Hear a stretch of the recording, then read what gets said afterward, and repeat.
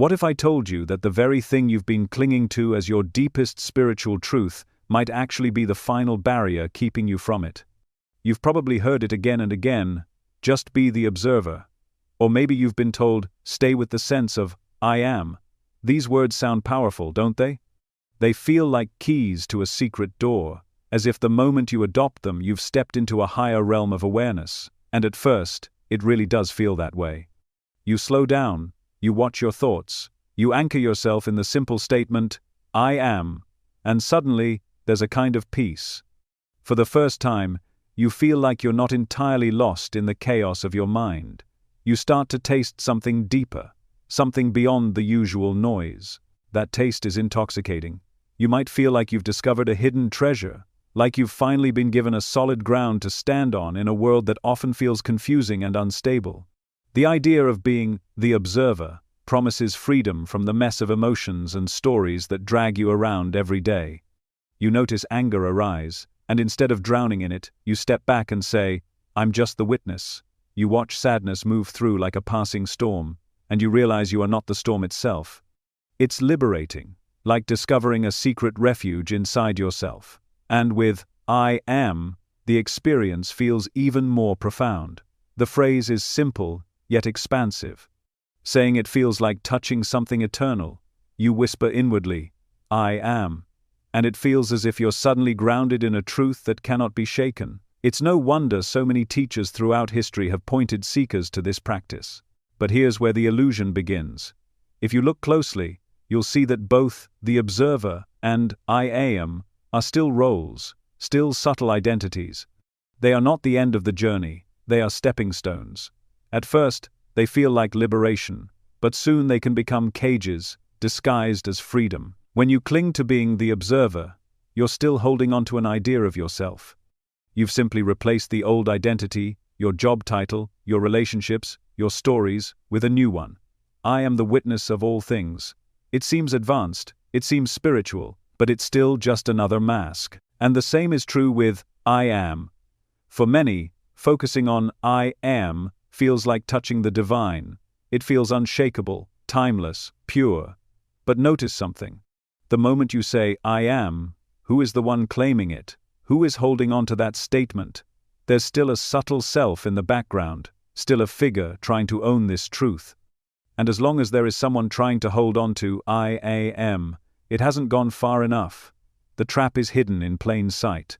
This is why so many seekers get stuck. They find relief in these practices, and because that relief is so much greater than the suffering they once carried, they mistake it for the ultimate truth.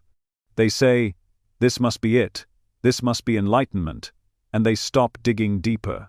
But what if that sense of observer is just another trick of the mind? What if the comfort of I am is just the final illusion before the truth that cannot be named? Think about it. The mind is cunning. It wants to survive at all costs. It will happily give you the identity of the observer, if it means you'll stop questioning further. It will let you rest in I am, if it means you'll stay attached to a subtle form of self. The mind doesn't care if you think you're a millionaire, a failure, an artist, or an enlightened observer. As long as you're still someone, the mind has won.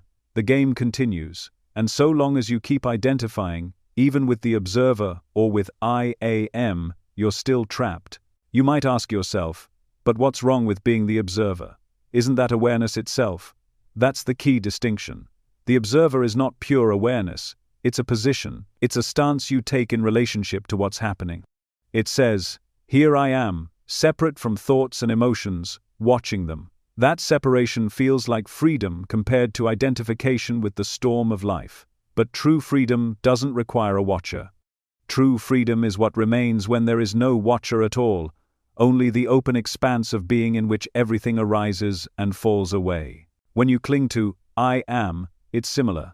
The words feel grounding, but they still divide you into two, the one who says I am, and the essence the phrase is supposed to point toward. There is still duality hiding in those two little words. And because it feels stable, you don't notice that subtle split. You feel peaceful, but peace that can be claimed is not the ultimate peace. Peace that can be held can just as easily be lost. This is why it's so important to see the trap clearly. The observer and the I am are doorways, not destinations. They open you to something beyond, but if you build your house in the doorway, you'll never step into the vastness of the room that lies beyond. And the reason so many seekers struggle for decades is because they never realize they've mistaken the doorway for the home. They keep polishing the idea of being the witness. They keep repeating the mantra of I am, hoping that one day it will deliver them into the real. But the real is not behind those words. It is what remains when even those words are gone. So let me ask you, what would happen if you stopped clinging to even the observer? What if you let go of I am itself? What's left when there is no stance, no label, no subtle identity to fall back on? At first, it might feel terrifying. Your mind will say, if I'm not even the observer, then I'm nothing. And in a way, that's exactly right. But that nothing is not emptiness in the ordinary sense. It's not a void. It's the fullness that cannot be claimed by any identity. The vastness in which observer, I am, and every concept dissolves. Here's the paradox. The observer and the I am are not wrong, they're just incomplete. They're valuable tools to lead you away from the ordinary identifications of life, your roles, your stories, your constant thoughts. They give you a taste of freedom. But the greatest trap of all is thinking that taste is the feast. You are not the observer. You are not even the I am. You are the unnameable presence that shines when both dissolve. And if you can see this, if you can let go even of the comfort of these partial truths, something extraordinary begins to happen. The search ends. The effort falls away. You stop trying to be anything at all, even the witness. And in that effortless absence, the real reveals itself. Not as something you achieve, not as something you become, but as what you already are, right here, right now, before you ever said a single word about yourself. So, as you sit here listening, notice the thoughts moving. Notice the impulse to identify as the one watching them. Then go further. Drop even that. Rest in what remains. That stillness is not the observer. That silence is not I am. It is beyond both. And once you taste it, you'll know why the biggest illusion isn't the ego, the world, or the mind. It's the belief that you are even the observer of it all. What if you could see that even the most sacred phrases you've repeated for years are still part of the illusion, not because the words lack power, but because the mind takes hold of them and builds a cage out of them? For centuries, sages and masters have directed seekers to turn their attention to the simple sense of I am. They weren't pointing you to words on your lips. They were pointing you to the raw feeling of being that exists before thought, before any role, before any label. When Nisargadatta was told to meditate on I am, his teacher wasn't giving him a mantra to chant like a charm. He was giving him a key to look inward and see what is always here. In his tiny room above a bustling street, he repeated this practice not to strengthen an identity but to dissolve it, to burn away everything that wasn't real. The I am was never meant to be worshipped. It was a doorway to walk through and leave behind. The problem is that when this teaching spread across the world, it was often simplified into a catchphrase. You might have read or heard, "Stay with the I am," and thought that repeating those words was enough. The modern mind craves certainty and technique, so instead of diving into the silence behind the words, many seekers turned the phrase into a mental exercise. They began to hold on to I am, the way a drowning person clutches a piece of driftwood. What was meant to free them became another thing to identify with. Instead of dissolving into awareness, they created a new spiritual identity that whispered, I am this witness, I am this observer, I am this divine spark. And without realizing it, they were still caught in the same net of self-image. Ramana Maharshi also pointed seekers toward the same essence when he asked them to inquire, who am I? His intent was not for you to generate an intellectual answer. It wasn't a question to be solved like a riddle, but a sword to cut through the layers of falsehood. Each time you answer, I am this, or I am that, you are invited to look deeper. Who is the one claiming? Where does that sense of being arise from? If you stay with the inquiry long enough, the mind reaches a limit. There are no more answers, only silence. In that silence, the separate I dissolves and only pure being remains. But again, many misunderstood. They turned the question into a game of concepts. They answered, I am consciousness. I am God. I am awareness. They made a new identity out of what was meant to strip all identity away. The true power of the inquiry is to exhaust the mind, not to feed it with new labels. Think about how the phrase, I am, feels when you say it. At first, it may give you a rush of affirmation, a sense of power. But notice carefully, who is enjoying that affirmation? Isn't it still the ego, dressing itself in spiritual clothing? The mind loves to feel elevated, it loves to declare itself special, and so even the purest teachings can be hijacked. Instead of dissolving into the truth of being, you begin to wear the I am like a badge. You repeat it like a sacred formula. You meditate on it expecting visions or experiences. And yet the deeper message slips past you. The words themselves are never the destination, they were only meant to point you to what cannot be spoken. Imagine a finger pointing toward the moon. If you keep staring at the finger, you miss the radiance of the sky. The phrase, I am, is that finger. It directs your attention inward. But the danger is that you become fascinated with the finger itself. You polish it, you decorate it, you argue about its meaning. All the while the moon shines silently, waiting for you to look. This is the trap of repeating, I am, without seeing what it points to. Instead of opening into boundless awareness, you remain fixated on the concept. You chant it, you defend it, you teach it. But the actual presence behind it remains untouched. What the sages knew is that your sense of being, I am, is the first ripple of consciousness. It appears spontaneously upon waking, before your mind fills with stories of who you are. They asked you to rest there, to notice that raw being. But they also urged you not to stop there, because even that sense of I am arises and disappears. It comes in the morning when you wake, and it vanishes in deep sleep. How can that be the ultimate truth if it is temporary?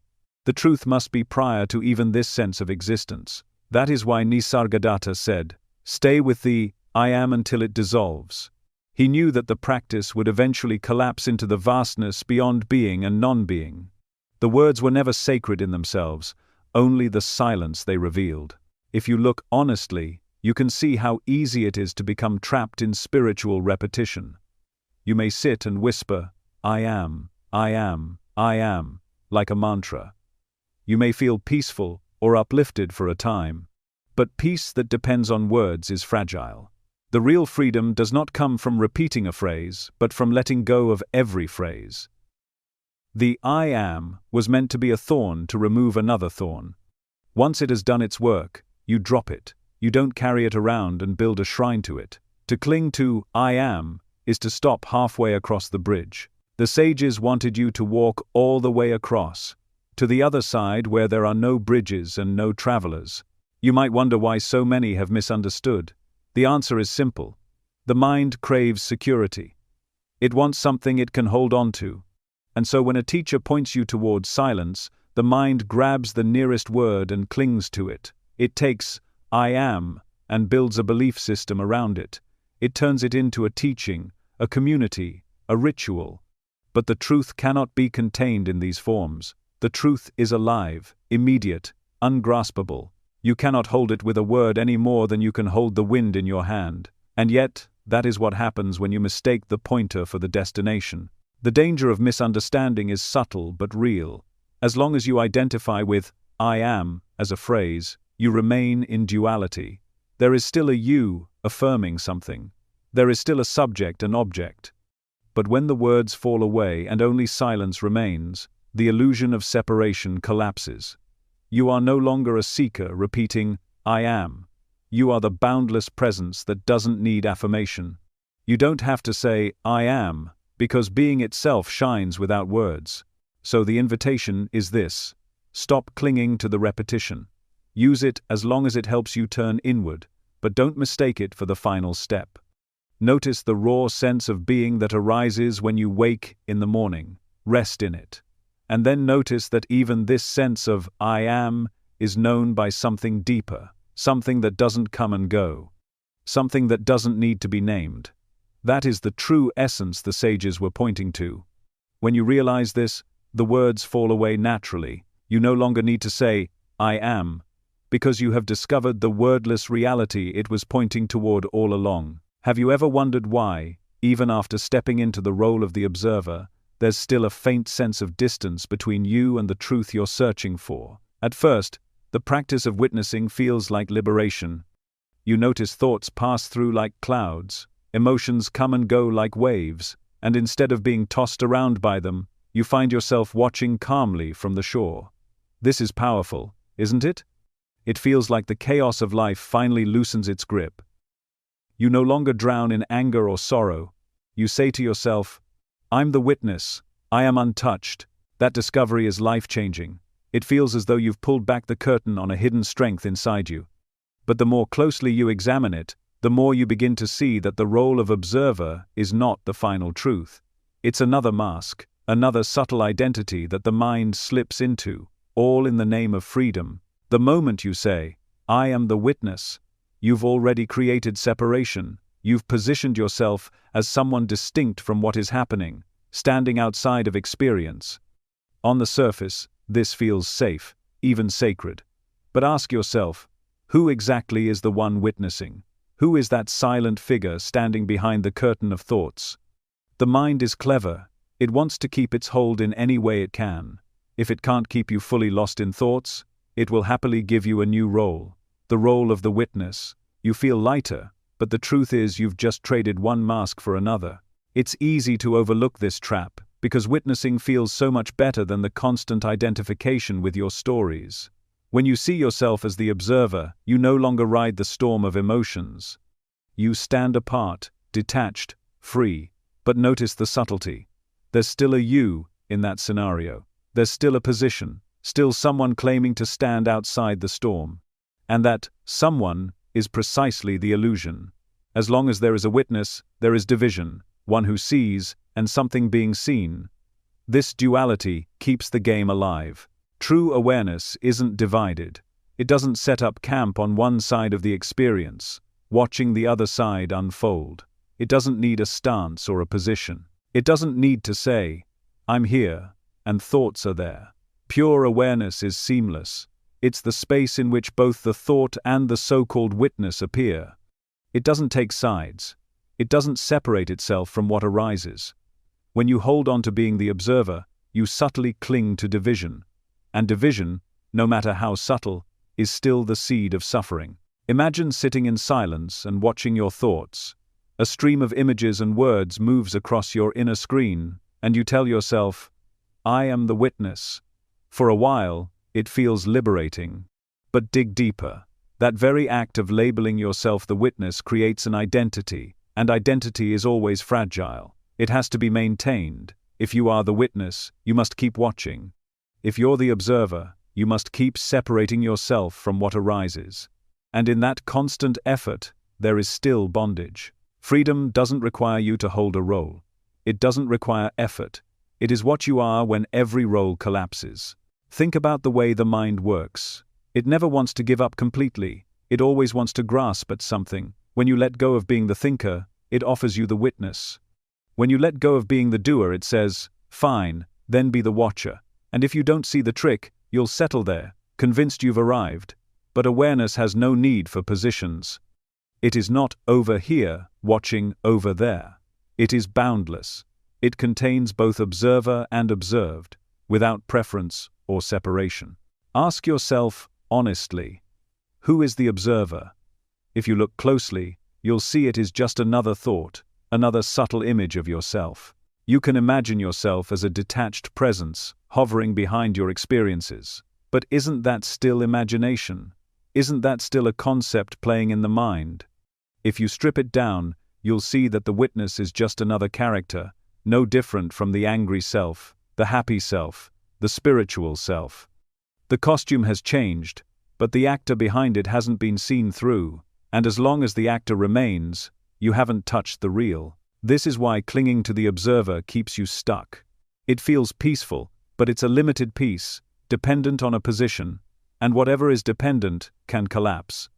The moment a strong wave of pain or fear arises, the identity of the witness is challenged. Suddenly, you're back in the storm, wondering why your freedom was lost. That's because true freedom was never in the stance of the observer. True freedom is in what you are before you take any stance at all. To see this clearly, Try an experiment. Right now, notice a thought arising. Maybe it's about what you'll eat later, or about the words you're hearing. Watch it, as you've been taught, as the observer. But now take it one step further. Ask, who is it that is observing? Can you find a figure, a location, a self? The moment you search for the witness, it vanishes. There is only awareness itself, open, centerless, beyond division. That's the key. When you drop the idea of being the witness, awareness shines by itself, effortlessly. You don't need to be someone who is aware. Awareness is not owned. It's not a personal achievement.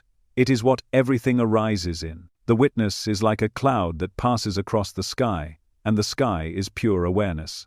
For a time, the cloud gives you perspective. It shields you from being lost in storms. But eventually, you must see that even the cloud is not the whole sky. Let it dissolve, and the vast expanse is revealed. This can be unsettling at first. The mind will protest. It will say, if I'm not even the observer, then who am I? That question is exactly where freedom begins.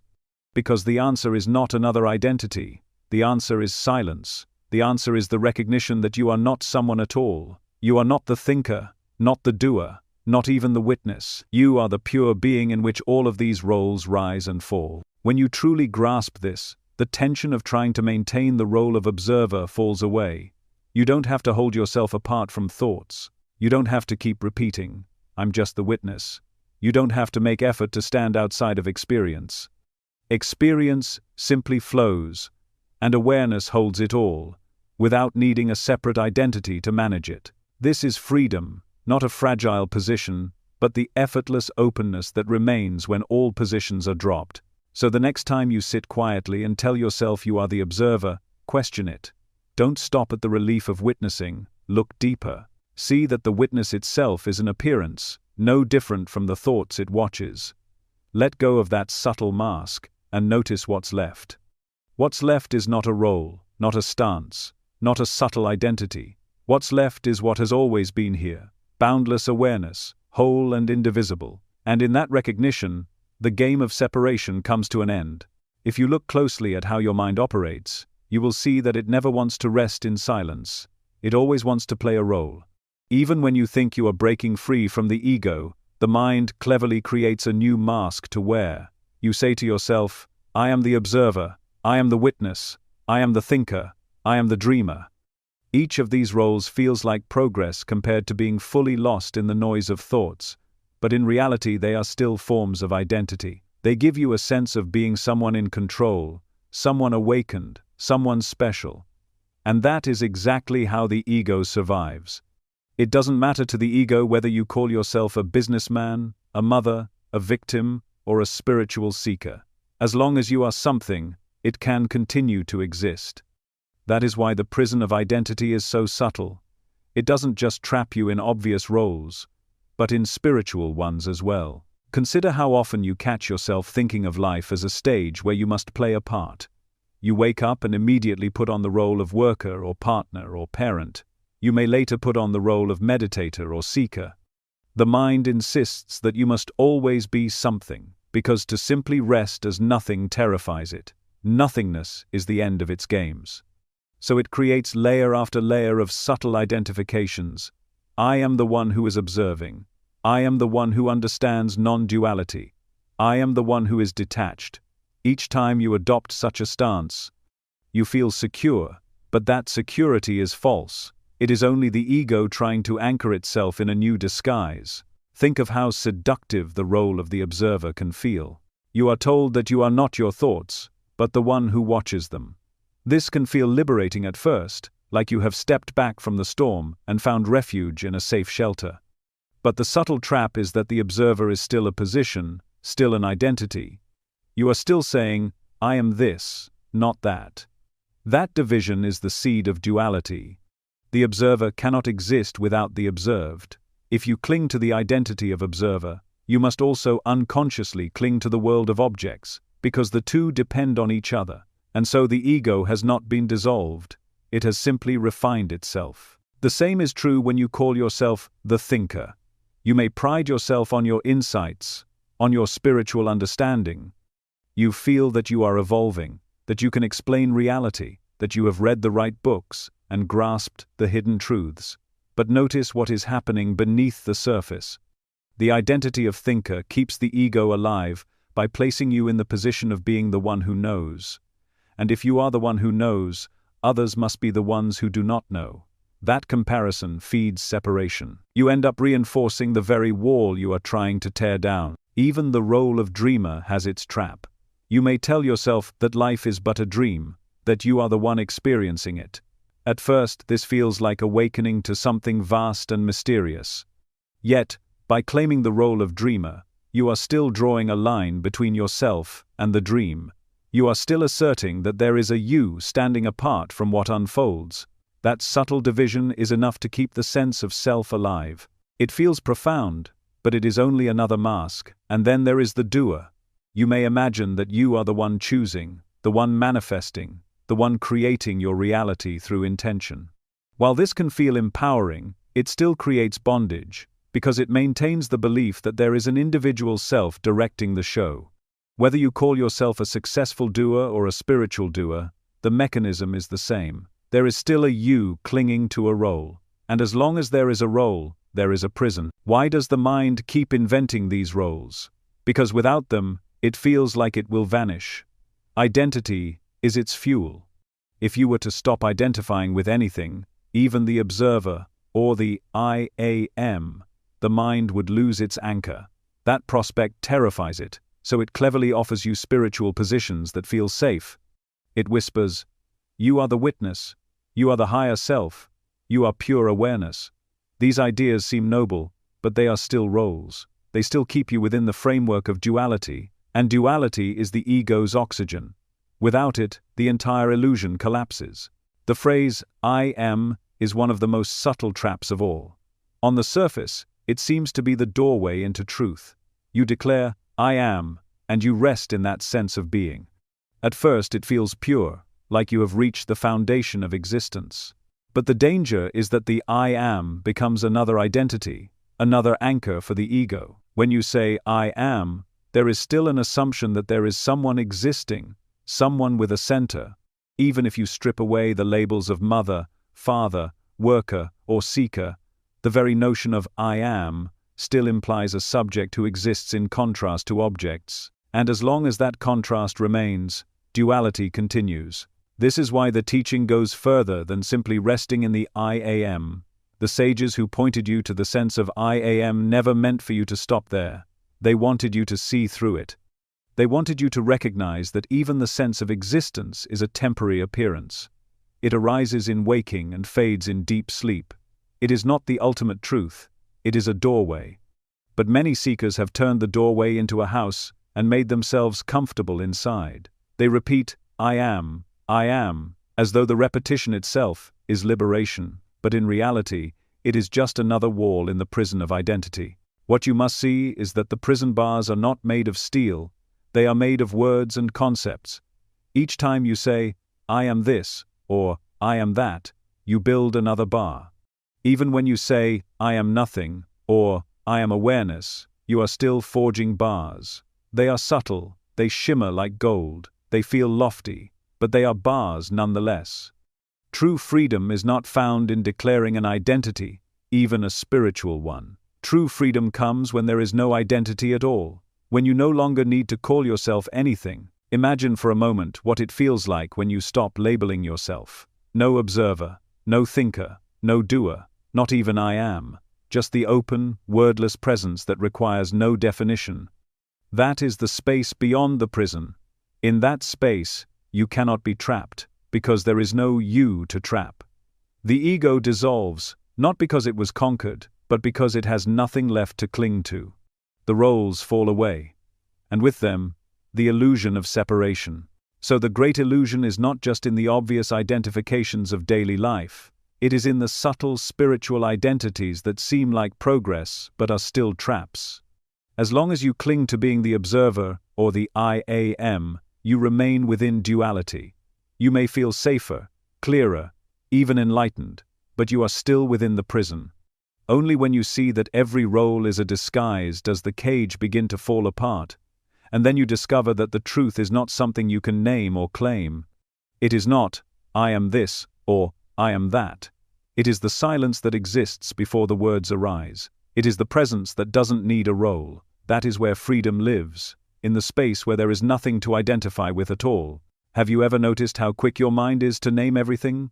A sound outside, and instantly it becomes a car. A sensation in your chest, and it is labeled anxiety. A thought arises, and it becomes mine. This constant labeling gives you the impression that you are in control, that you understand what's happening. But what if I told you that every single label, even the ones that seem deeply spiritual, are part of the same trap? The mind doesn't care whether it's attaching the label of failure or the label of observer. It doesn't care if it says, I am sad, or I am awareness. Both are just stamps pressed onto an ever-flowing reality. Both keep you bound inside a web of names and concepts. And here's the truth you might find hard to accept. Your essence is not contained in any of them. When you look at your experience honestly, you'll see that the moment a label is applied, the freshness of reality is already lost. The actual sound, the raw sensation, the pure presence of what's here, is immediately filtered and reduced into a word. That word is a shadow, not the thing itself. Imagine holding a rose. You can call it rose 1,000 times, but none of those syllables will ever carry its fragrance. The label is not the reality. The same is true for you. The moment you say, I am this, or I am that, you've stepped away from the immediacy of your true essence. You've turned yourself into a word, an idea, an image, and yet you are the silent reality that cannot be captured by any of it. This is why even the most elevated spiritual phrases can become a cage. Saying, I am, can feel powerful. Repeating, I am light, or I am divine, can feel uplifting. And in the beginning, these affirmations might help you loosen the grip of more negative identifications. But if you hold on to them too tightly, they become just as binding as the words you thought you escaped. The mind is clever. It will let go of one label only to hand you another that looks shinier, more enlightened. You might drop, I am unworthy, and pick up, I am awakened. You might release, I am broken, and grab onto, I am healed. And while these feel better, they are still labels. They are still concepts. They are still part of the same addiction to defining yourself through thought. Your true nature is not a phrase. It is not a mantra. It is not even the highest teaching. It is what remains when all of that falls silent. Think about it. When you were a child, before you could even form words, you were. You existed in pure being without needing to call yourself anything at all. You didn't need to say, I am a boy, I am a girl, I am worthy, or I am unworthy. You simply were. That simple beingness is still here, untouched by all the names and roles you've piled on top of it. You've just forgotten how to rest in it without dressing it up with concepts. The addiction to labels runs deep because it gives the mind a sense of security. To name something is to feel as though you've grasped it. If you call yourself the witness, it feels like you've finally found a solid identity. If you call yourself consciousness, you feel safe in that position.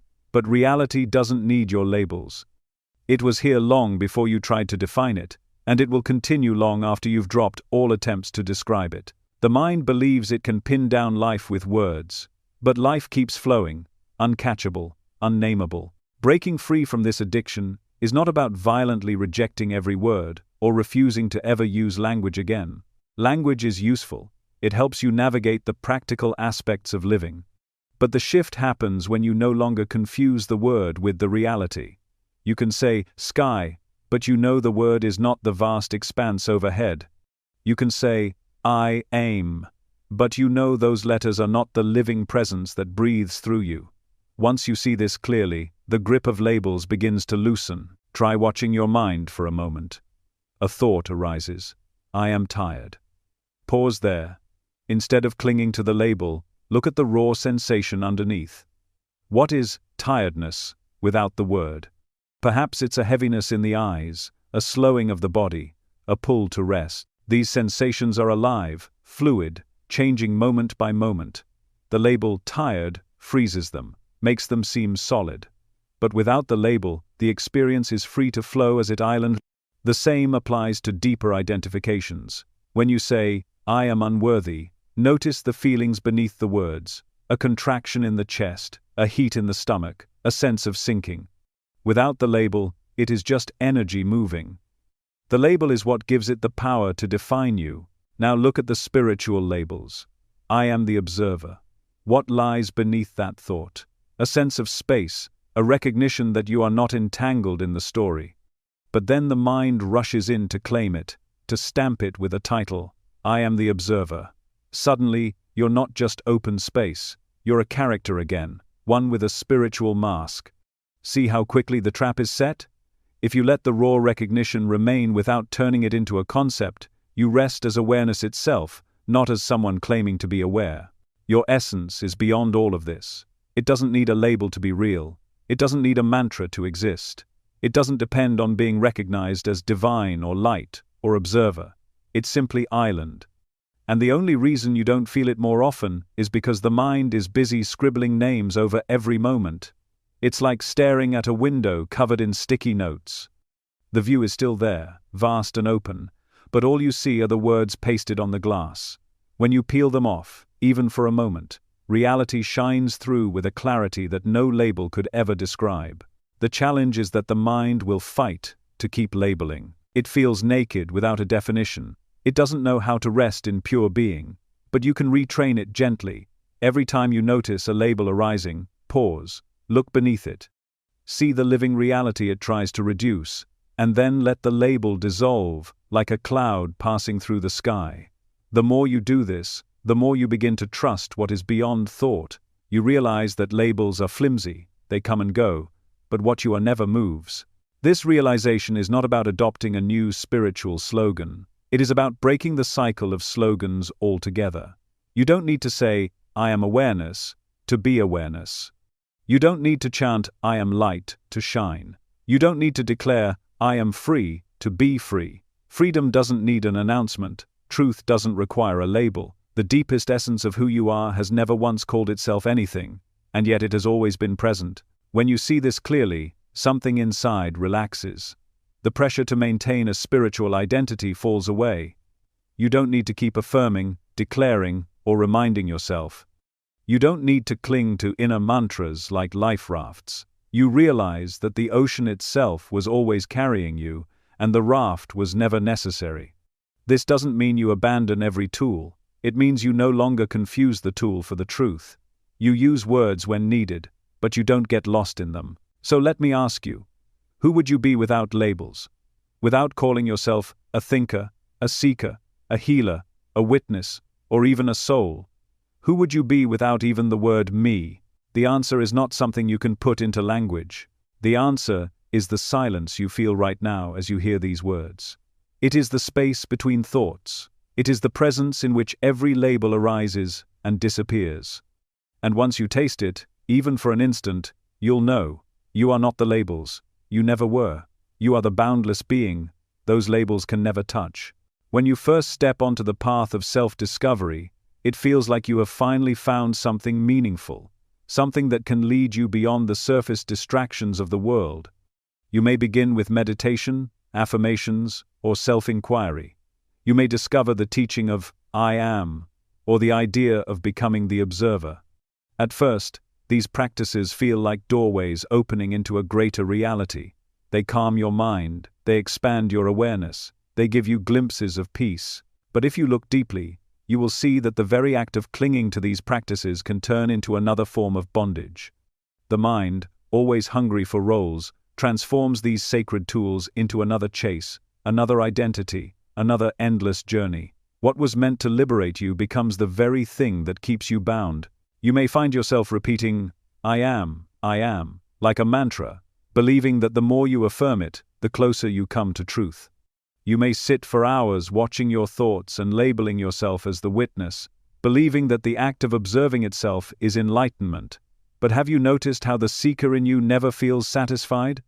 No matter how long you sit, no matter how many affirmations you chant, there is always a subtle sense of incompleteness. The mind whispers, you are getting closer, but not yet. And so you continue the chase, thinking tomorrow will bring the breakthrough that today did not. This is the illusion of progress. It keeps you moving, but it never lets you arrive. The truth is not something that grows larger with repetition. It is not something that accumulates like wealth or knowledge.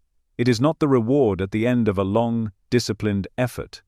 The reality you seek is already here, waiting in the stillness beneath your striving. But the seeker in you refuses to believe this, because if truth is already here, the seeker has no purpose. And so the seeker creates the illusion of a path, of gradual improvement, of milestones. It convinces you that enlightenment is something to earn, something to deserve, something that can be achieved through years of practice. This belief feeds the ego in its most refined form. Instead of worldly success, you chase spiritual success. Instead of money or fame, you collect spiritual experiences. Yet the game is the same. You may feel proud that you have meditated every morning for a year, or that you can recite sacred texts, or that you can remain detached in situations that once triggered you. These may look like progress, but ask yourself honestly, who is the one keeping score? Who is the one measuring achievement? Is it not still the same mind, the same identity that needs to define itself as advanced, as awakened, as closer to the goal? And if that identity is still active, has the prison really been broken? The truth cannot be earned like a trophy. It reveals itself only when you stop reaching for it. It is not that practices are useless. They can prepare the soil, they can point your attention inward, they can still the turbulence long enough for clarity to shine. But the danger comes when you mistake the finger for the moon. If you believe the practice itself is the truth, you become trapped in endless repetition. You may sit for decades, watching your breath, repeating, "I am," identifying as the observer, and yet never step beyond, because the very effort you put forth becomes a veil. The seeker thrives on effort, on the idea of doing something. But truth does not belong to effort. It is already here, before effort, beneath effort, untouched by whether you practice or not.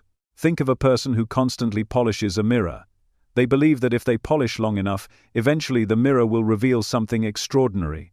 They polish day after day, month after month, becoming experts in technique, discussing with others the best way to hold the cloth. Yet, all along, the mirror was already clear. The endless polishing was unnecessary. It did not create the reflection, it only distracted from the simple act of looking.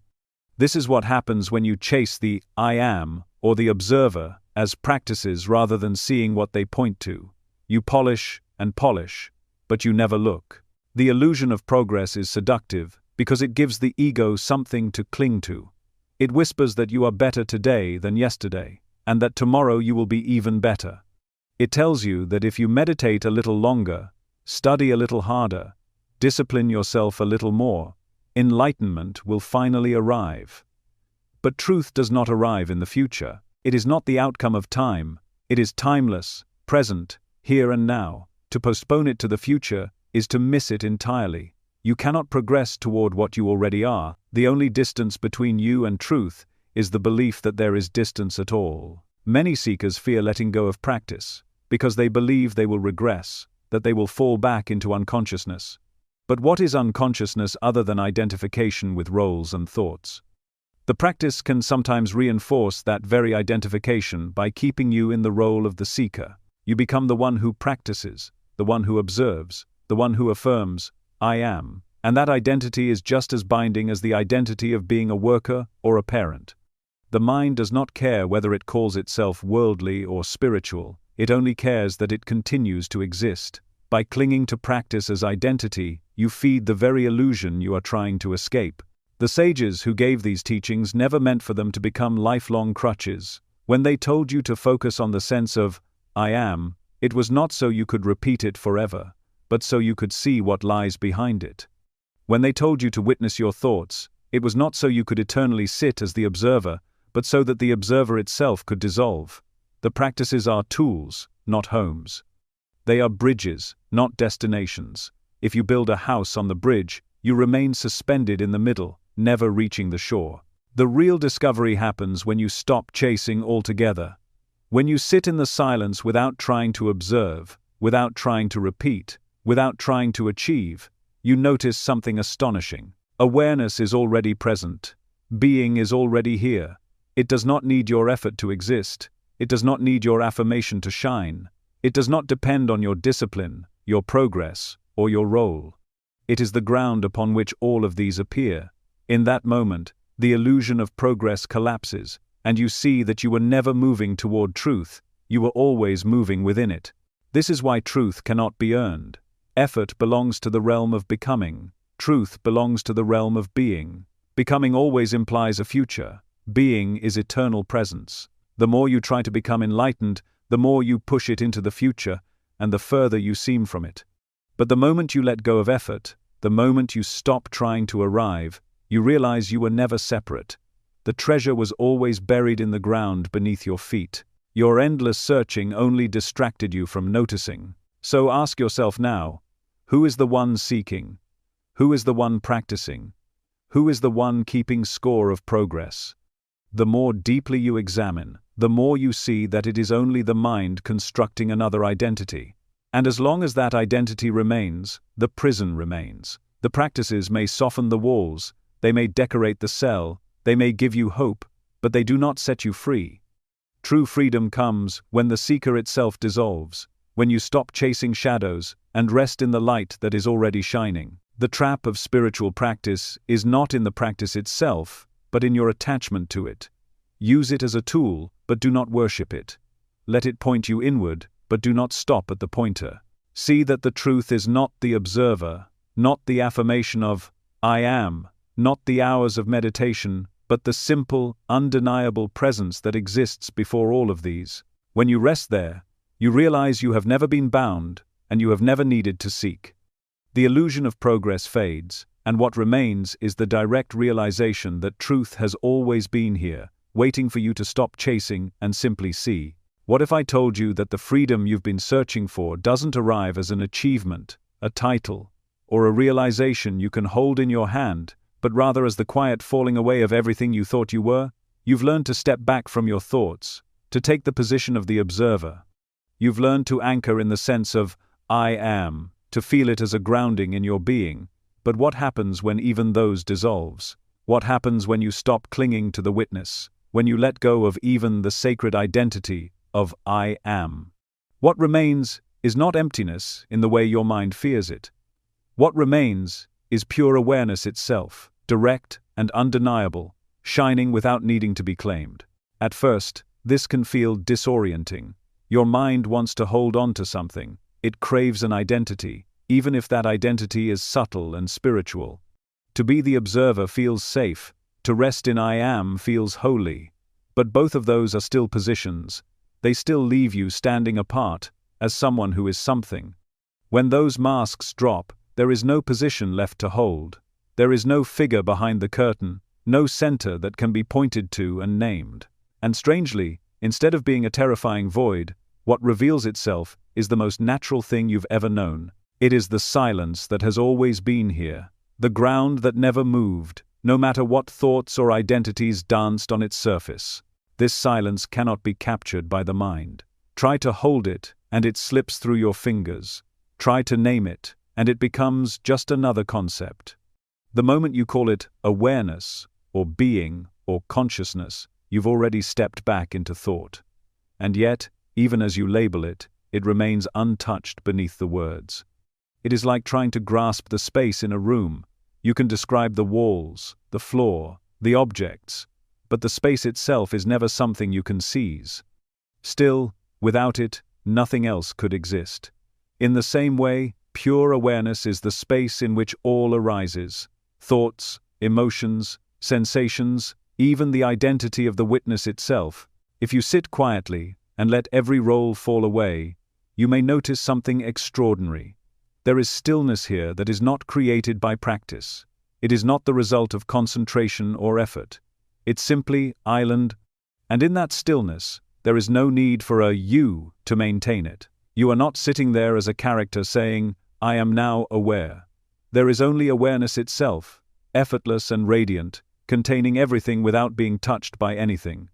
This direct glimpse is unlike anything the mind can imagine.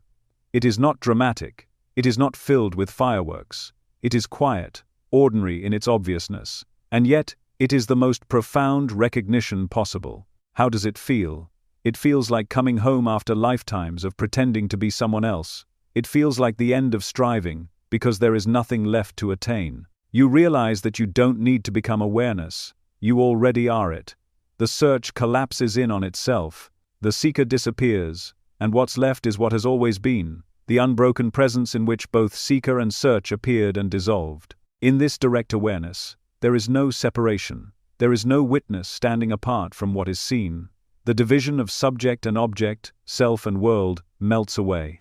There is only the seamless flow of life as it is, appearing and disappearing in the vastness that cannot be disturbed. This isn't something distant or abstract. It is available right now, in the space where you are reading these words.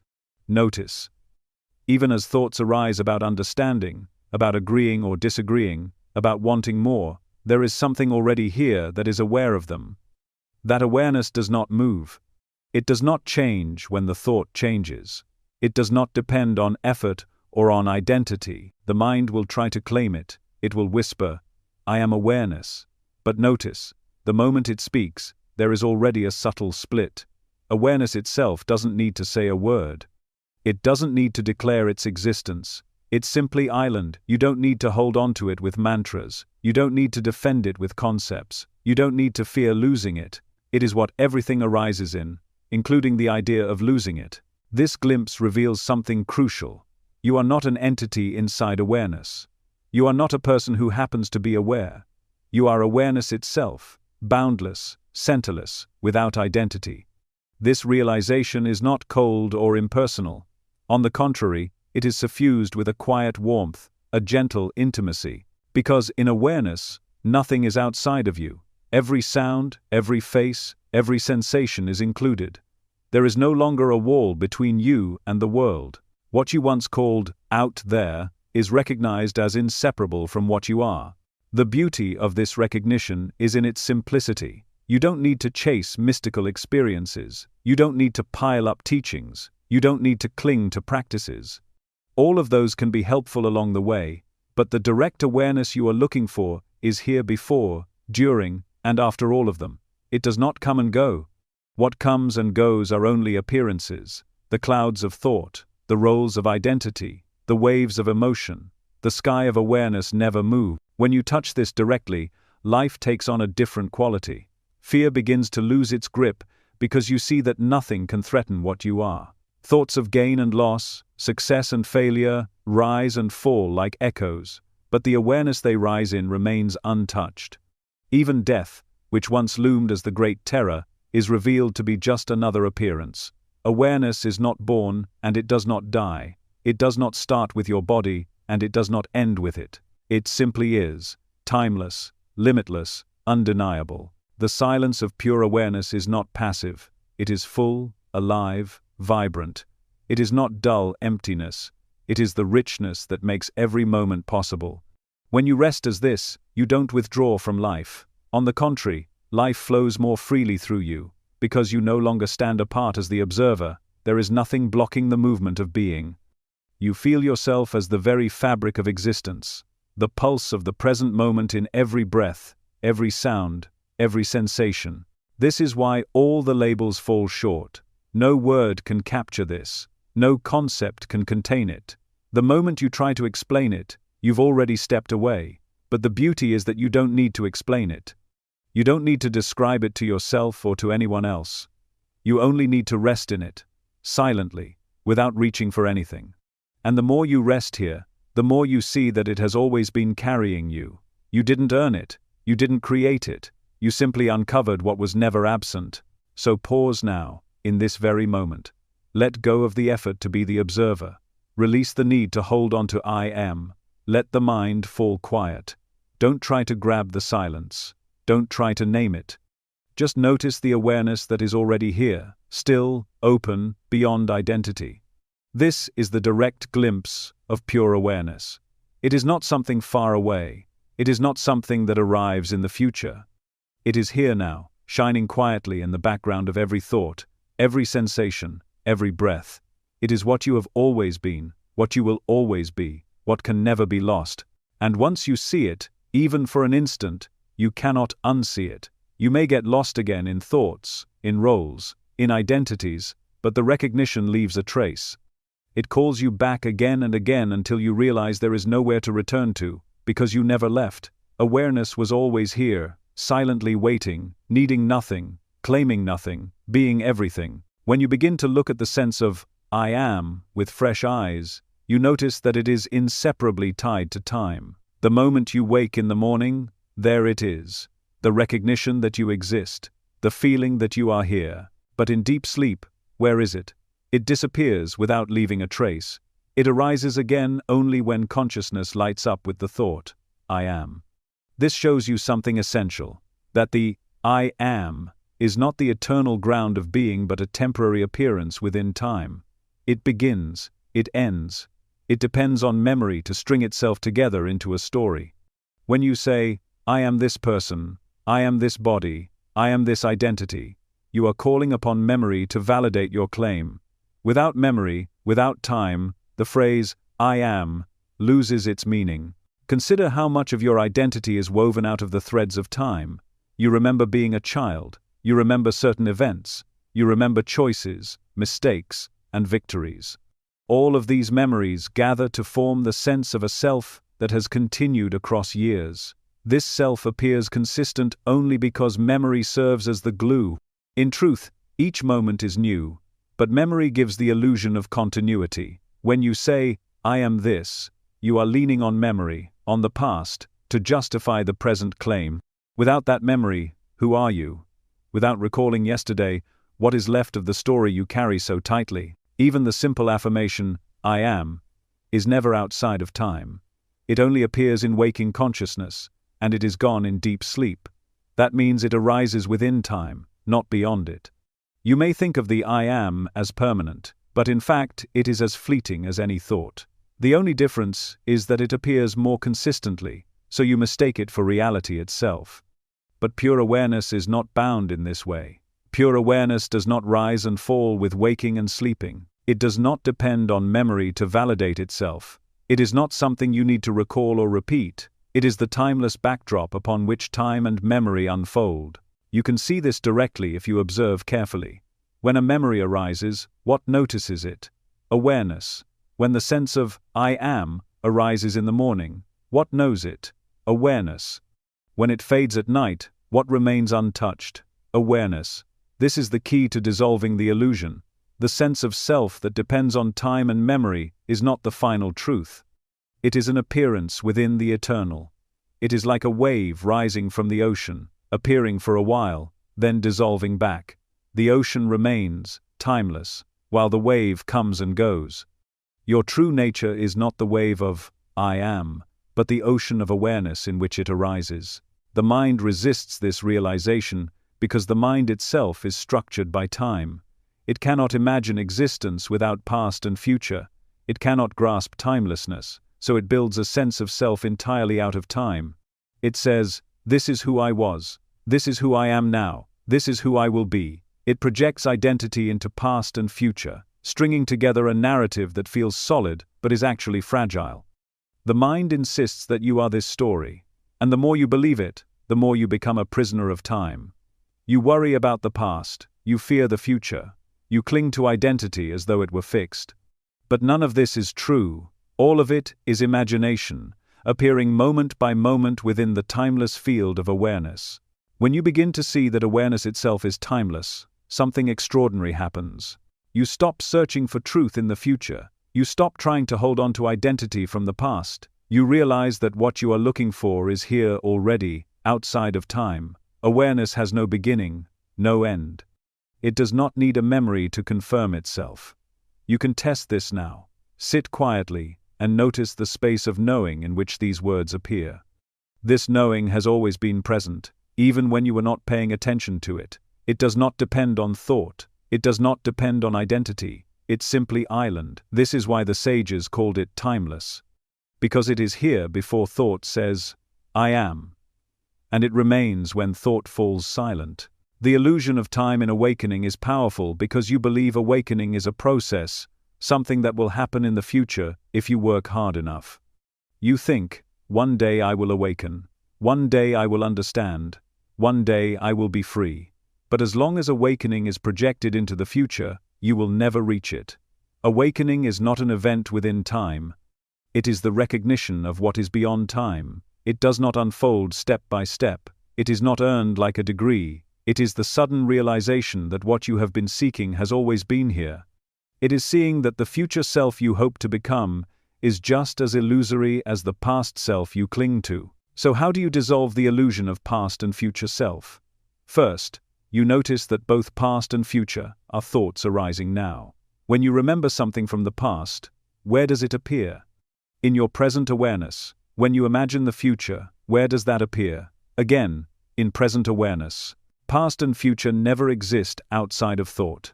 They are stories created in the now.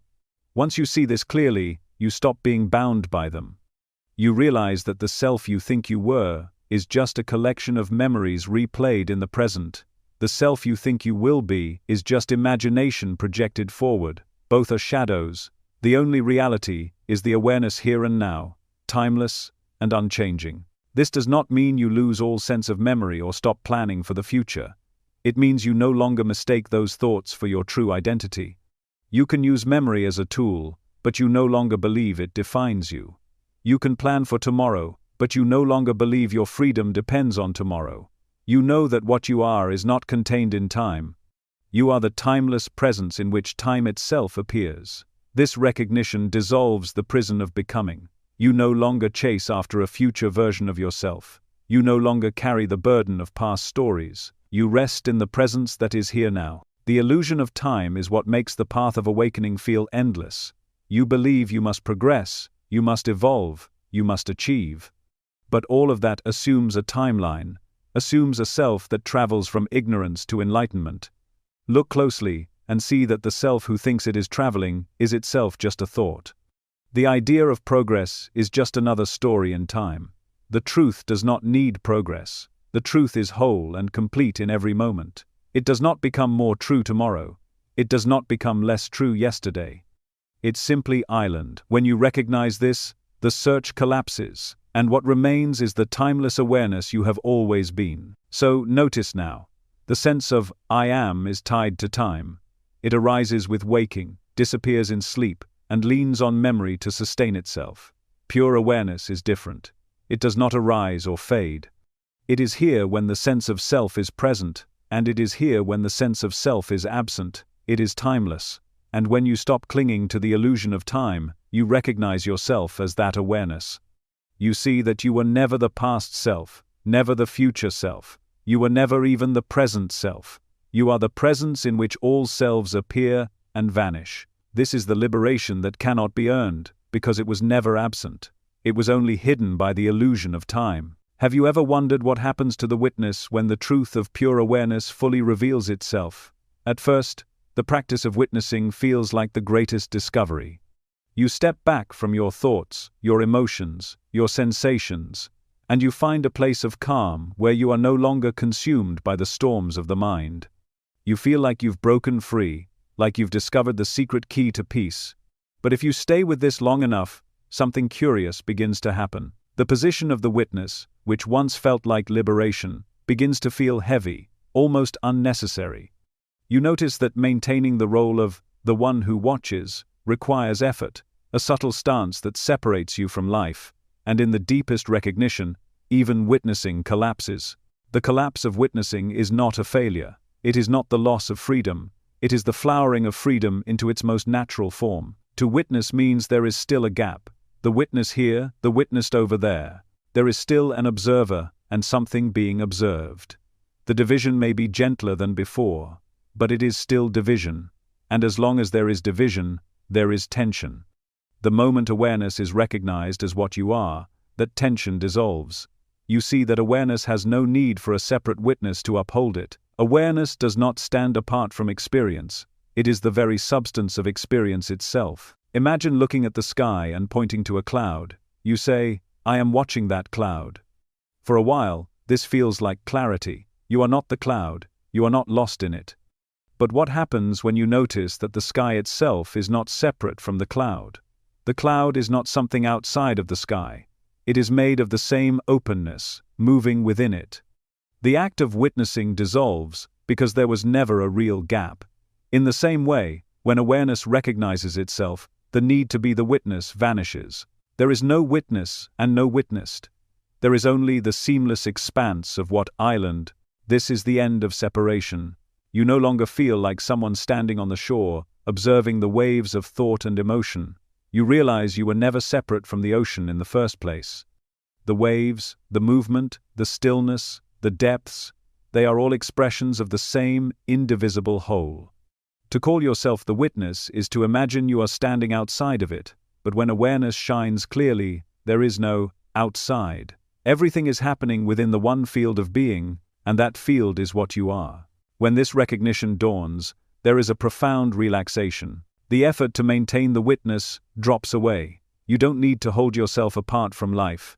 You don't need to guard your position as the one who observes. Life flows, and you are the flow. Thoughts arise, and you are the space in which they arise. Emotions move, and you are the openness in which they move. The distinction between subject and object, self and world, dissolves into wholeness. There is only this, unbroken, seamless, whole. At first, this can be unsettling to the mind. The mind wants a reference point. It wants to say, I am here, and the world is there. It even wants to say, I am the witness, and experience is what I see. But awareness itself does not operate that way. Awareness has no center, no edge, no position. It doesn't stand back to watch. It's simply island. And in its being, everything else appears and disappears. This is why even witnessing collapses, because awareness has no need for a stance. The very idea of a stance belongs to the mind, not to what you truly are. You might wonder, if there is no witness, how can anything be known? But look closely. Is it really the witness that knows? Or is it the awareness that has always been present, even before the idea of a witness was formed? Awareness doesn't need a figure inside it to do the seeing. Seeing happens naturally, without a witness claiming it. Sounds appear, and they are heard. Thoughts appear, and they are noticed. Feelings appear, and they are felt. None of this requires a separate identity. It happens effortlessly, because awareness itself is the knowing. Once this is seen, life becomes astonishingly simple. You don't need to cling to the idea of being the observer. You don't need to repeat to yourself, I am awareness. You don't need to manage or control what arises. Awareness doesn't resist anything, nor does it grasp at anything. It allows everything to come and go, untouched, unbroken. And because you are that awareness, you discover a freedom that no practice could ever produce. The freedom of not being divided against yourself. This is what it means to realize awareness as unbroken wholeness. It's not an experience that comes and goes. It's not a state you enter. It is the natural ground of your being, the space in which all experiences appear. Whether you are calm or agitated, joyful or sorrowful, awareness remains the same. It is not improved by your peace, nor diminished by your suffering. It does not depend on any condition. It is whole, regardless of what arises. In this wholeness, the game of separation loses its power. The world is not out there anymore. It is not something you are watching from a distance. It is appearing in you, as you. The trees, the sky, the faces you see, the emotions you feel, the thoughts that pass, all of it is the movement of the same awareness. There is nothing outside of it. And when there is nothing outside, there is nothing to defend, nothing to resist. Life is simply itself, whole and complete. This realization does not make you passive. On the contrary, it frees you to respond naturally, without the weight of identity. Actions flow from the wholeness, not from a separate self trying to control outcomes. Compassion arises, not because you think you should be compassionate, but because in wholeness, there is no boundary between you and the other. Creativity flows, not because you are trying to achieve, but because expression is natural to life. Everything becomes effortless, because nothing stands apart from what island, and yet, this recognition is not something you can capture. The moment you try to claim it, I have realized awareness, I am whole, you've already stepped back into separation. The wholeness doesn't need to be declared. It doesn't need to be possessed. It doesn't need to be turned into a badge or a belief. It's simply island. The beauty of it is in its utter ordinariness. It's not somewhere else, hidden in a mystical realm. It's right here, in the ordinary flow of life. The sound of the wind, the feeling of your breath, the words on this page, all of it shining in the same unbroken awareness. So let me ask you, can you see the way the witness collapses when you stop clinging to it? Can you feel the way separation dissolves when you stop trying to be someone who is aware? Right now, in this moment, notice the awareness that is already here. It is not divided. It is not standing apart. It is not claiming to be a witness. It simply is, whole, seamless, free. This is what you are. Not the witness, not the watched, but the wholeness in which both appear. And once you see this, you cannot go back. You cannot truly believe in separation again. The illusion has lost its hold. All that remains is the simplicity of awareness, unbroken, boundless, and undeniably yours, even though it belongs to no one. The seeker's journey begins with longing, a sense that there must be more to life than the roles you play and the struggles you endure. That longing is powerful. It pulls you toward meditation, toward books, toward teachers, toward practices. It convinces you that if you can hold tightly to the words, "I am," or remain endlessly in the position of the observer, you will eventually uncover what you are looking for. And at first, this feels like progress. You experience glimpses of clarity, moments of stillness, a taste of expansion. Yet over time, something becomes clear. The journey never ends. You are always seeking, always chasing, always hoping that the next retreat, the next practice, the next repetition will finally deliver the freedom you crave. This is the trap of the seeker's path. What was meant to liberate you has become a treadmill. You keep walking, but never arrive. When you hold on to "I am" as your ultimate anchor, you unknowingly prolong the search. You think that repeating those words or clinging to the sense of being is liberation. But "I am" still carries a subtle identity. It still belongs to the realm of duality. You are still affirming that there is someone here. And as long as you believe in that someone, you also believe in the journey that someone must take. The seeker is born the moment you say, "I am." Because if you are, then you must become. And the cycle continues. The way out is not to refine the search, but to let go of it entirely. When you stop holding to "I am," the seeker dissolves. Without the seeker, the search collapses. And without the search, what remains is freedom. It is paradoxical, because everything in your conditioning tells you that freedom must be earned through effort, that realization must be attained after long discipline. You are taught from childhood that everything of value must be pursued, studied, and acquired. So you apply that same logic to awakening. You make it another goal on your checklist, something to achieve, something to own. But the truth refuses to fit into that model. The more you chase it, the further away it seems. The more effort you apply, the more restless you become. This is because freedom is not in the future. It is not the prize at the end of the path. Freedom is what remains when the path itself disappears. It comes not from attainment, but from release. Imagine a dream where you are wandering through a vast desert, searching for water. You walk endlessly, convinced that if you keep moving, you will eventually find an oasis. But in reality, you are asleep in your bed. The moment you wake, the search ends instantly. You see that the desert, the thirst, the wandering were never real. This is exactly how the seeker's journey functions. The endless search only has meaning inside the dream of identity. The moment you wake to what you truly are, you see that there was never a seeker and never a journey.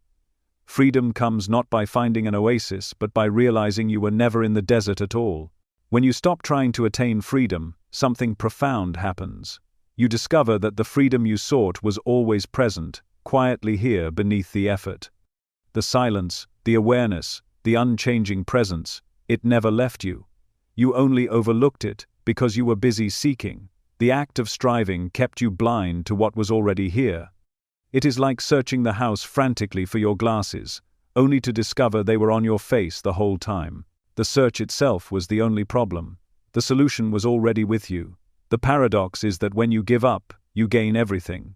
When you release, you receive. When you stop grasping, you realize you were never lacking. This is why so many teachers have said that realization is effortless. Not because you need to be lazy or careless, but because effort belongs to the seeker, and the seeker is the very illusion that must dissolve.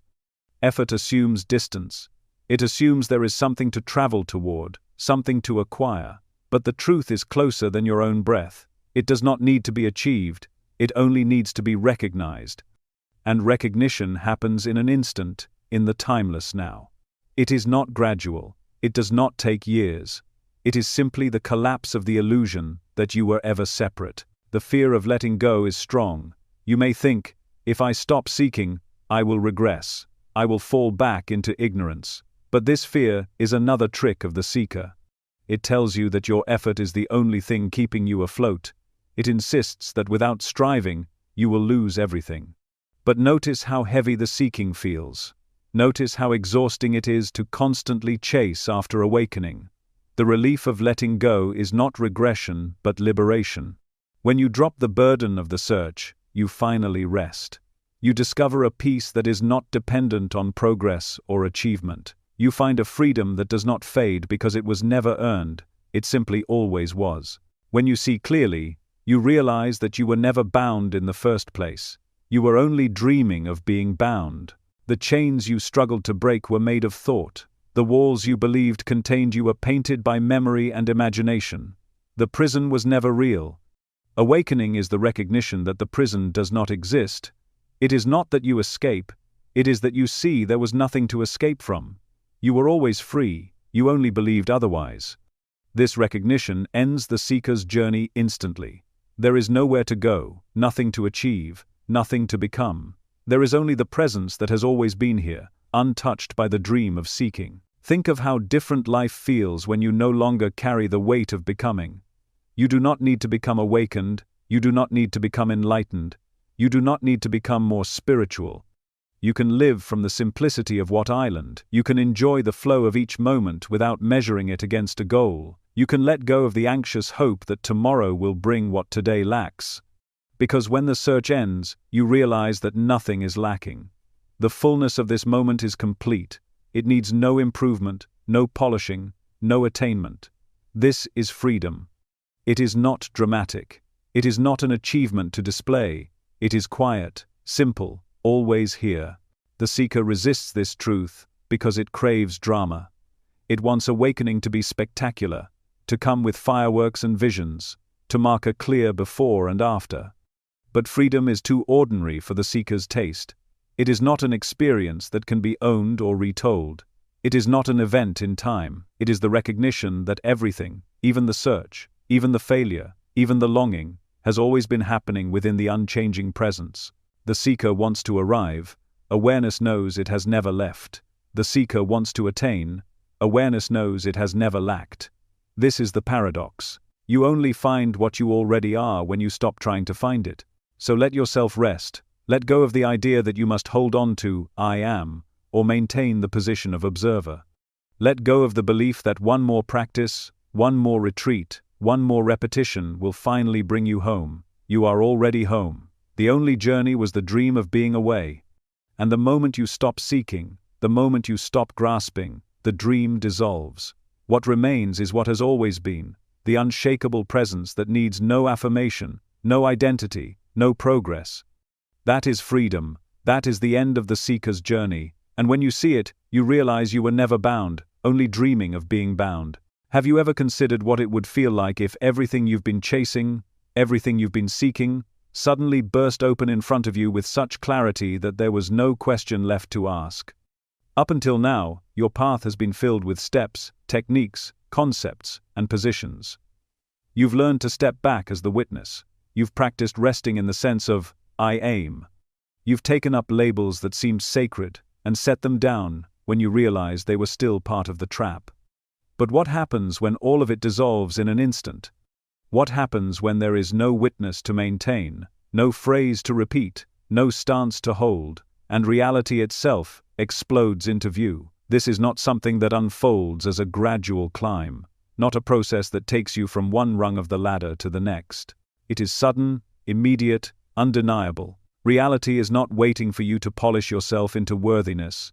It is already here, alive and shining, and the moment you stop seeking it, it reveals itself in its entirety. Pure being is not abstract, and it is not hidden in a future you must reach. It is the immediacy of this moment, the undeniable aliveness of what already island. It has nothing to do with a character watching life unfold, because there is no observer left. The observer was a useful mask, but in the explosion of reality, it is burned away.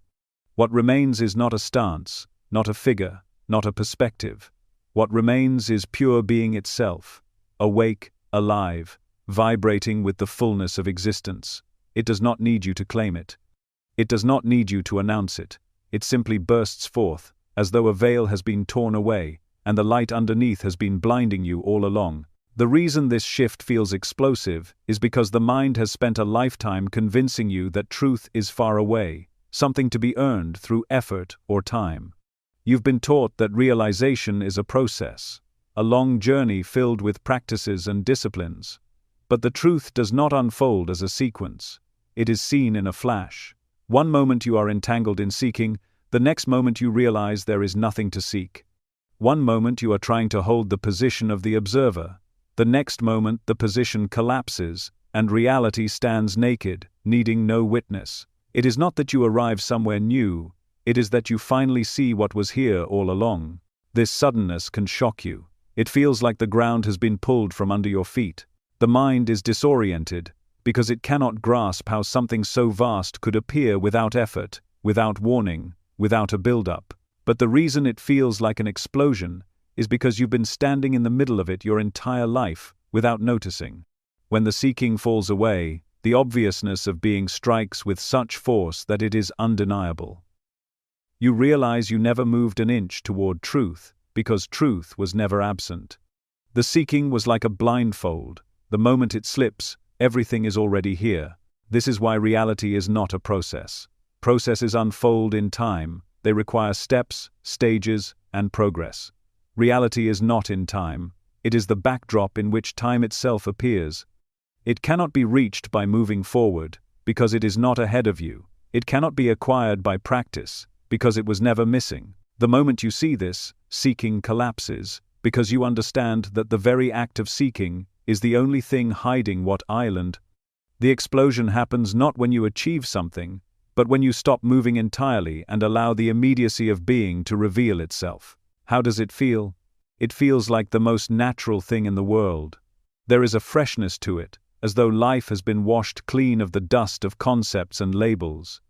You look around and everything appears vibrant, alive, as if lit from within. The ordinary is no longer ordinary. A bird flying past, the feeling of your breath, the sound of silence, all of it glows with the undeniable truth of being, and there is no one standing apart to claim it. There is no observer saying, "I am experiencing this explosion of reality." The observer has dissolved, and in its place, there is only life itself, shining freely without division. This is the shift from seeking to resting. Seeking always assumes that what you want is somewhere else, sometime else, something else. Resting means you have recognized there is nowhere else to go. Resting is not laziness or passivity. It is the end of struggle, the end of chasing shadows.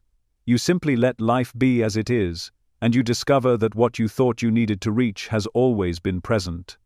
Resting is powerful because it stops the mind's endless attempt to improve, to attain, to claim. When the movement of seeking collapses, you fall back into the immediacy of awareness itself, and reality explodes into clarity. The mind resists this truth. It wants to believe in gradual progress, because progress allows it to keep its role. As long as realization is in the future, the mind gets to stay in charge of the path. But when the truth strikes suddenly, the mind is left with nothing to do. It cannot take credit. It cannot claim ownership. The explosion of reality strips the mind of its throne, leaving only the nakedness of what island, and although this feels destabilizing at first, it is the very liberation the seeker has been craving. The end of the game, the end of postponement, the end of waiting.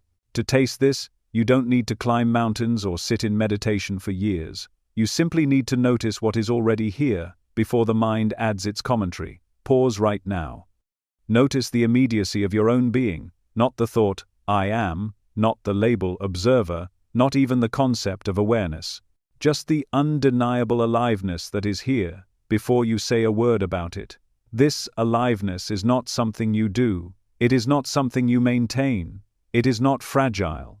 It is the explosion of reality, present in every moment, overlooked only because you've been searching somewhere else.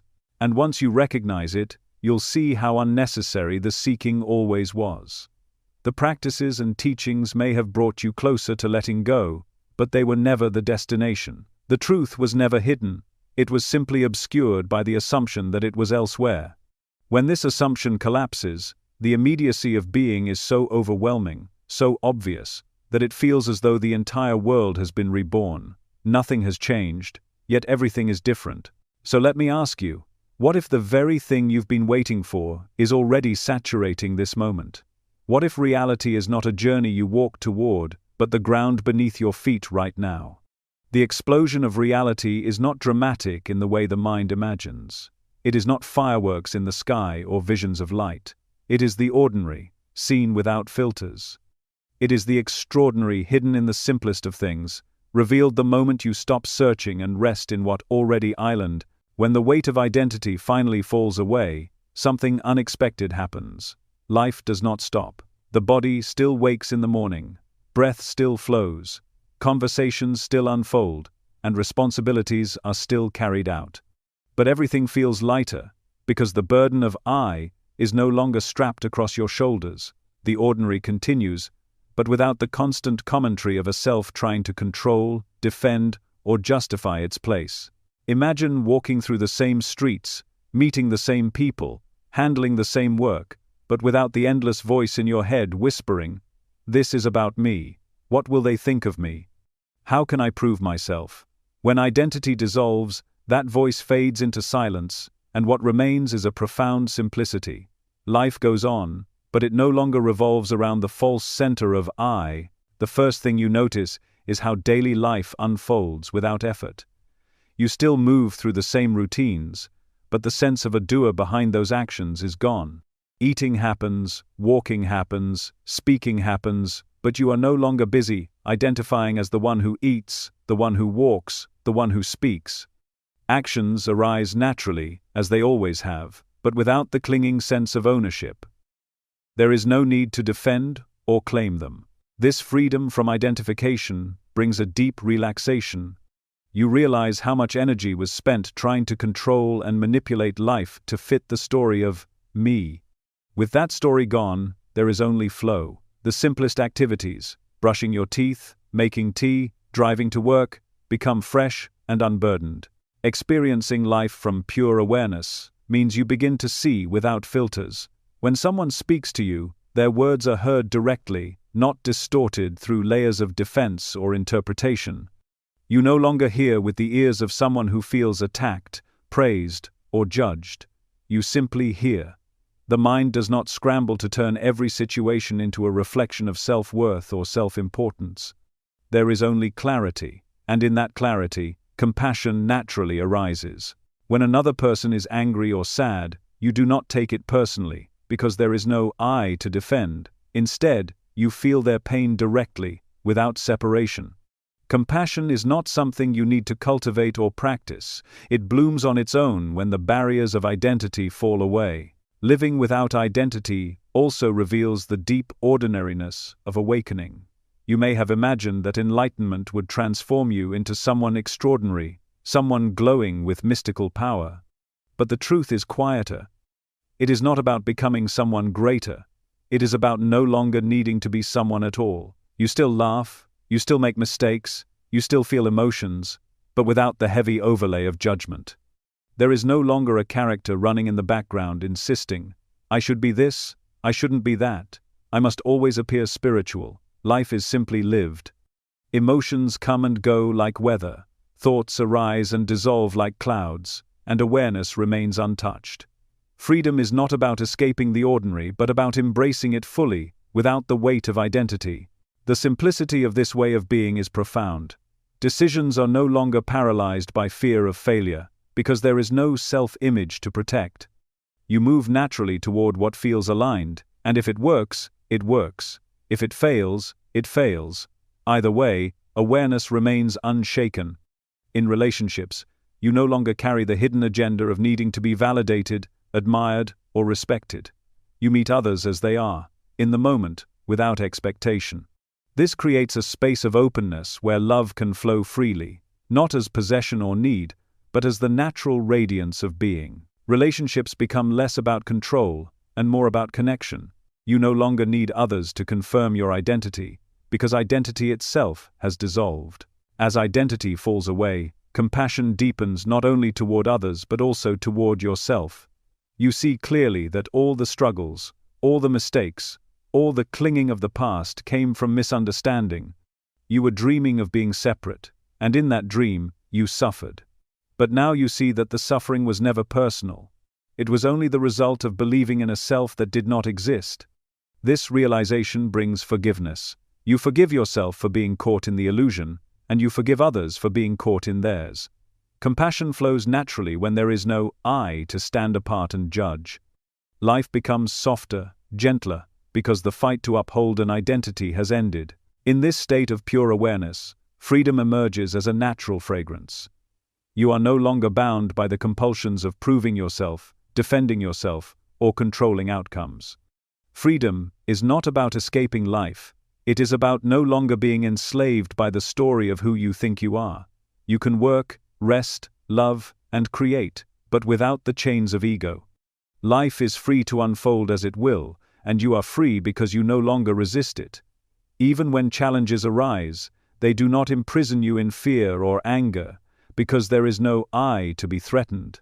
Circumstances come and go, but awareness remains open, vast, and unshaken. Simplicity also arises, because without identity, life no longer feels cluttered. The constant mental noise of comparison, judgment, and self-concern quiets down. You no longer need to project an image or maintain a role. You no longer waste energy worrying about how you are perceived. Instead, you live directly, moment by moment. Simplicity is not something you impose on life. It is what naturally shines when the unnecessary falls away. A quiet walk, a shared smile, a cup of tea, these become radiant because they are experienced without the interference of I. Life becomes enough, just as it is, without the demand for more. You may wonder if life without identity makes you passive or indifferent. But the opposite is true. Without the filters of ego, you are more present, more alive, more responsive. Action flows more naturally, because it is not hindered by hesitation or overthinking. You do what needs to be done, and then you let it go. You are not weighed down by regret about the past or anxiety about the future. Awareness guides action in the moment, and then releases it. This effortless way of living is neither passive nor aggressive. It is balanced, rooted in presence, and deeply effective. Life is lived fully, but without the suffering that identity brings. The beauty of living without identity is that nothing about the external world has to change. You may still have the same job, the same relationships, the same daily responsibilities. But the way you experience them is transformed. Without I, the job is no longer a reflection of your worth. It is simply what you do in this moment. Relationships are no longer battlegrounds of ego. They are opportunities for connection and love. Even challenges are no longer personal attacks. They are simply events unfolding in awareness. Everything continues, but the burden of I is gone. And with it, the suffering tied to identity. What emerges in its place is a life that feels lighter, freer, and more authentic. There is nothing extraordinary about it, and yet it is profoundly liberating. You wake up, you live, you move through the day, but without dragging along the heavy suitcase of identity. You rest in pure awareness, where freedom, compassion, and simplicity arise effortlessly. And in that space, you discover that the life you were chasing was never separate from the life you are already living. The only difference is that now it is free from the weight of I. Have you ever stopped to notice how even the most sacred words carry a shadow of limitation? For a time you may have found great relief in words like observer, I am, and awareness. Each seemed to carry you deeper. Each seemed to peel away another layer of illusion.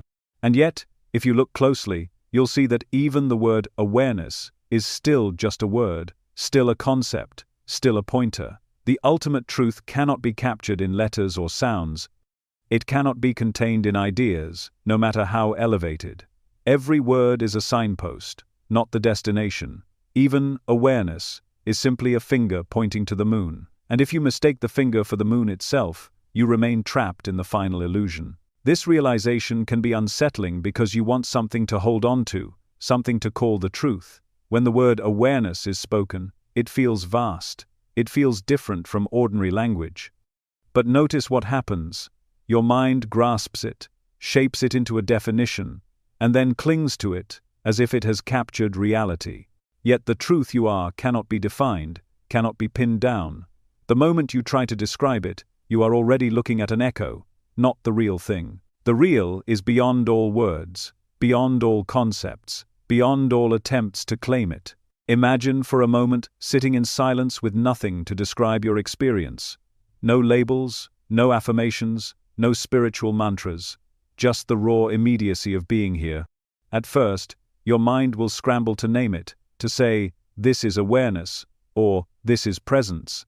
But if you resist the urge to speak, even inwardly, you'll begin to notice something deeper. There is a directness to reality that does not require naming. There is an aliveness that shines without needing to be wrapped in a phrase. That is what the word awareness was always pointing to. Not the word itself, not the concept, but the living reality that cannot be spoken. The trap is subtle. When you first discover awareness, it feels like liberation compared to being lost in thought. And for a time, calling it awareness helps you return to it. The word becomes a reminder, a doorway. But eventually, even that doorway must be left behind. Because the moment you say, I am awareness, you have already stepped back into identity. You have already created a self that owns awareness. And awareness itself needs no owner. It does not need to be claimed. It's simply island. This is why the sages often say that the ultimate truth is unspeakable. Not because it is hidden, but because it is too immediate to be captured. Words create distance. They turn what is here, now, into something that can be talked about, something that seems separate from you. But the real is not separate. It does not sit across from you, waiting to be described. It is you. It is this moment. It is the very being in which words arise and dissolve. To cling even to the word awareness is to create a subtle veil over what is already shining. Think of it like this. You can describe the taste of honey to someone for hours, using beautiful language and poetic images. But no matter how refined your words, they will never be the taste itself.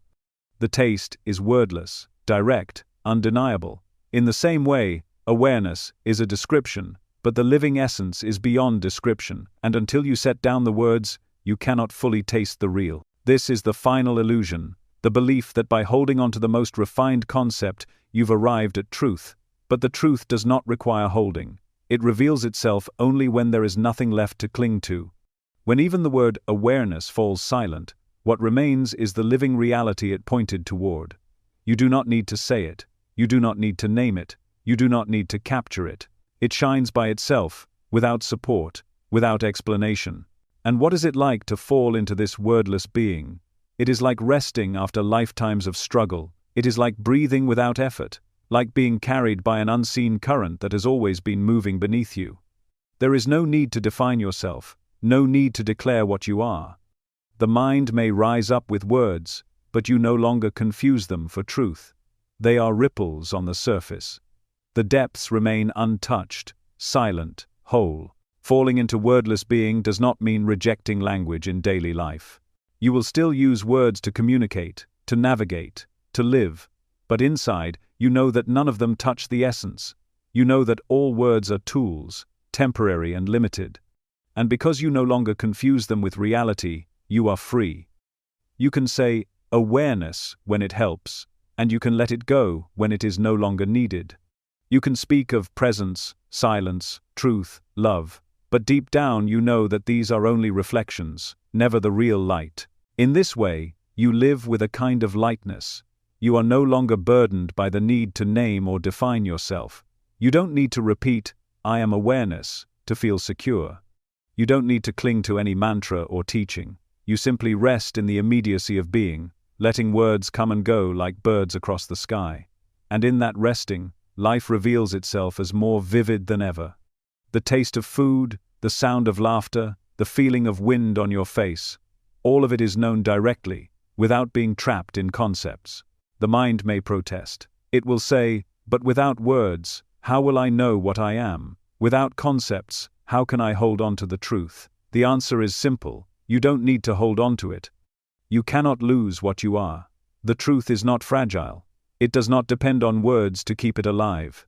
It is the ground of being, ever present, indestructible. The mind is afraid of silence, but the silence is where freedom waits. So let me ask you, are you willing to release even the most precious word? Are you willing to let go of awareness itself and fall into the unspeakable? If you are, you will discover a depth that no concept can reach. You will discover that the ultimate truth is not something you can say, not something you can define, but something you can only be. Wordless, centerless, infinite. In the end, every teaching, every phrase, every mantra is just a raft. It can carry you across the river, but once you've arrived on the other shore, you no longer need to carry the raft on your back. You thank it, and you let it go. The same is true for awareness. It has served as a guide, but to cling to it forever is to weigh yourself down. To step into the fullness of truth, you must leave it behind and rest in the silence that has always been here. And in that silence, you will see that nothing has been lost. On the contrary, everything is more radiant, more alive, more whole. Because finally, you are no longer looking at life through the filter of a word. You are no longer standing apart, describing. You are simply being. And that being is the truth that cannot be spoken, the truth that needs no name, the truth that was here before language and will remain after every word fades into silence. From the very beginning of your journey, you were told to look within, to find that still point behind the noise of thought. At first, you discovered the power of identifying as the observer, a position that seemed to free you from the chaos of the mind. Then you were guided to the feeling of I am, the raw sense of existence that appears each morning with waking. These were valuable steps. They gave you glimpses of stillness and presence. But as you now see, even these subtle positions can become prisons. The observer is still a role. The I am is still tied to time and memory. And even the concept of awareness can be transformed into another identity the ego clings to. The journey was never about adopting these labels. It was about seeing through them, one after another, until nothing remained to cling to. What you discover at the end is not a new definition of yourself, it is the absence of every definition. The greatest illusion is that you are something, anything at all. From childhood, you were given identities to wear like garments. You were told, you are this gender, this nationality, this personality type. Later, you adopted spiritual garments. I am the observer, I am awareness, I am pure consciousness. Each label seemed closer to the truth than the last, but each was still a mask. The masks became thinner, more transparent, but they were masks nonetheless. The reality is that you are not even awareness as an idea, because the word awareness is still a thought, and what you are cannot be contained in thought. What you are is the unnameable presence in which thought, identity, and experience rise and fall. This realization is not something distant. It is not waiting for you in the future, once you have meditated enough, or chanted enough, or purified yourself enough. It is here now, as it has always been. The very attempt to reach it only obscures it, because it creates the illusion of a seeker separate from the truth. When the search collapses, the truth shines by itself. You see that you were never bound, never lacking, never separate. You were only dreaming of being bound, dreaming of being a seeker, dreaming of being an identity moving through time. The dream can feel convincing, but once you wake, you laugh at its fragility. The chains were never real. They were woven out of thought and belief. What you are has always been free. Do not try to hold this realization as an idea, because even that becomes another form of bondage. The moment you say, I understand, I have realized, I know I am timeless presence, you have already turned it into another mask. The truth is not something you can possess. It is not something you can describe or repeat. It is only what remains when the need to describe, possess, or repeat falls away. It is the silence before words, the stillness before thought, the space before identity. It cannot be claimed, because it is what you already are. To claim it is to miss it. To rest in it is to let go of every attempt to define it. In the timeless presence, life continues as it always has. The body moves, breath flows, words are spoken, emotions appear and dissolve. But nothing sticks, because there is no I to own them. Awareness shines, but even to call it awareness feels like too much. It is simply what island, it is the nameless ground of everything, and yet it cannot be pointed to, because there is no outside of it. You cannot grasp it because you are it. You cannot lose it because you have never been apart from it. Every attempt to locate it in time fails, because it is beyond time. Every attempt to define it in thought fails, because it precedes thought. Every attempt to claim it as an identity fails, because it dissolves the moment identity arises. This is why the teachings lead you step by step only to strip each step away. First you are shown that you are not your thoughts. Then you are shown that you are not your roles. Then you are shown that you are not even the observer, not even the I am, not even awareness as an idea. Each pointer removes a layer, until you are left with nothing to hold on to, and in that nothing, you recognize the fullness that was always here. The end of the journey is not the gaining of something new, but the loss of every illusion. What remains is the presence that cannot be spoken, cannot be taught, cannot be turned into a method. It's simply island. To live from this recognition is not to withdraw from life or float in abstraction. It is to live fully, but without the burden of identity. It is to laugh, to love, to create, to rest, without needing to attach a story to any of it. Life becomes lighter, because it is no longer filtered through the lens of me. You no longer need to defend yourself, prove yourself, or complete yourself. You simply are, and that is enough. Freedom, compassion, and simplicity emerge naturally when the illusion of I dissolves. They are not practices you must cultivate, but qualities that shine when the obstruction is gone. The call now is simple. Rest in the unnameable truth. Stop chasing labels, even the most sacred ones. Stop trying to fix your identity with spiritual concepts. See that what you are cannot be captured in words or held in thought. Let go of the belief that you must become something, and let go of the belief that you are something. You are not the observer, not the I am, not even awareness as an idea. You are the timeless presence in which all of these appear, and once you recognize this, you can rest. The search is over. The dream of separation dissolves. What remains is what has always been, unchanging, infinite, beyond name or form. That is the truth of who you are, and it is here now.